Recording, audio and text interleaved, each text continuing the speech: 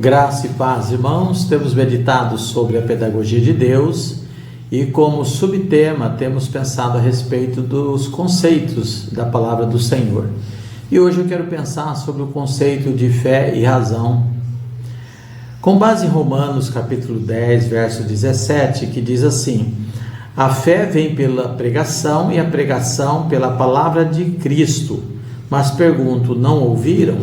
Sim, por certo. 1 Coríntios capítulo 2, verso 14 diz: ora, o homem natural não aceita as coisas do Espírito de Deus porque eles são loucura, e não podem entendê-la porque elas se discernem espiritualmente. E como se não bastasse, nós temos ali em Atos 8 a experiência de Filipe, quando Deus manda ir ali ao sul de Jerusalém, descendo a Gaza, encontrar-se com aquele eunuco, ministro lá da rainha da Etiópia. E quando Filipe encontra ou fica paralelo à carruagem daquele homem, ele pergunta: entendes o que lês? Ele estava lendo um rolo do livro de Isaías. Ele disse: como posso entender se não há quem explique? Ou seja, nós precisamos de alguém que nos ensine. Nós podemos entender as coisas espirituais. Qual é o papel da razão nisso tudo? Alguém poderia dizer: mas os judeus não entenderam a palavra escrita? Paulo está explicando ali no contexto do capítulo 10 a respeito da incredulidade do judeu. Por que a palavra profética não alcançou o coração dos judeus para eles crerem?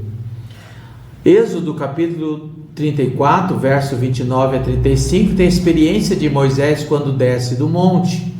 Depois de receber a tábua da lei, a sua face estava resplandecente com a glória de Deus. Então o Senhor diz: coloque um lenço no seu rosto para que essa glória não seja manifesta a eles agora, porque não era tempo ainda. Aquilo era uma figura, queridos, do véu que se rasgou de alto a baixo quando o Senhor ressuscitou, e quando o Senhor então foi assunto aos céus, elevado ao seu perfeito e eterno sacerdócio, ou seja, como sumo sacerdócio. Através da sua palavra, Deus acessa o homem natural, pois a palavra é viva e eficaz e é poderosa para gerar no espírito desse homem natural vida, uma vez que ele estava morto pelos delitos e pecados, lhes trazendo a luz da verdade para lhe dar entendimento das coisas espirituais. Porém, o agir de Deus não está limitado no campo cognitivo do homem, mas o vivifica pelo Espírito.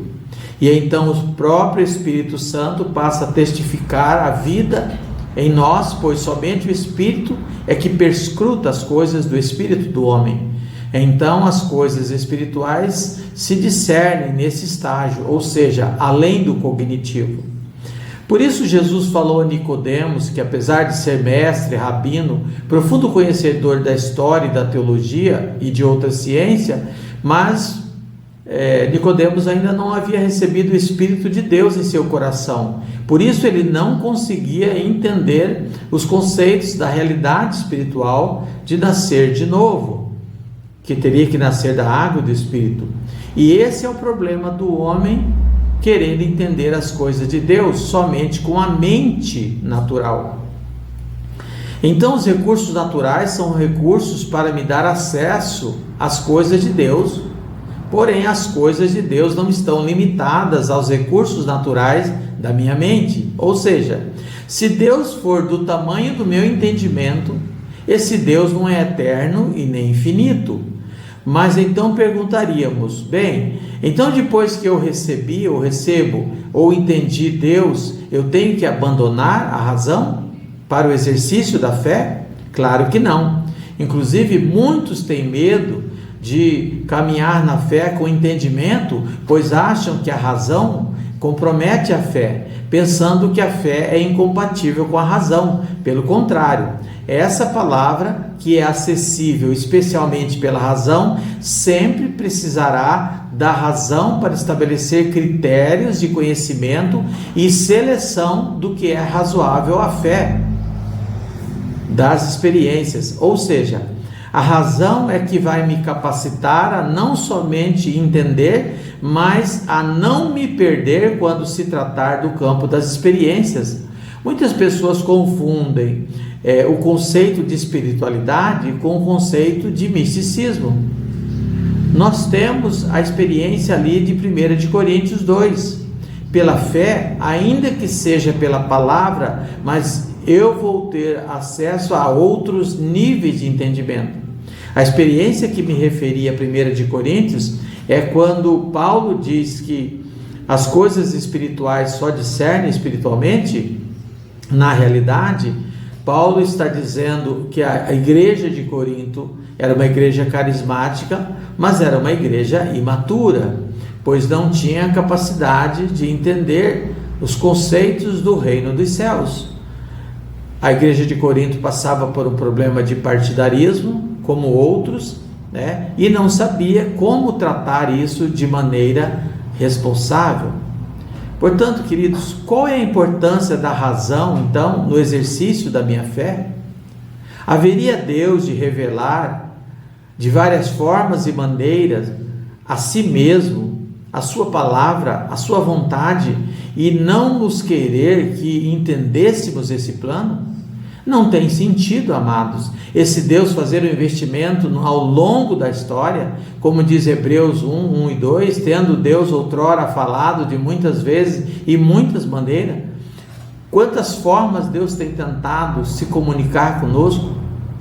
Portanto, amados, a obediência é uma decisão consciente e responsável. Muita gente quer uma fé mística para se isentar e não se tornar responsável pelas suas escolhas e decisões. Lembremos, foi para a liberdade que Cristo nos libertou, ou seja, pegue a sua liberdade conquistada por Cristo Jesus e veja lá o que faremos com ela. Todo vencedor é aquele que primeiro venceu a si mesmo, em qualquer área da sua vida, fazendo escolhas certas e responsável. Esse é o mérito do vencedor, é a obediência, porque é resultado das suas decisões e das suas escolhas. Fraternalmente em Cristo, Pastor Ian.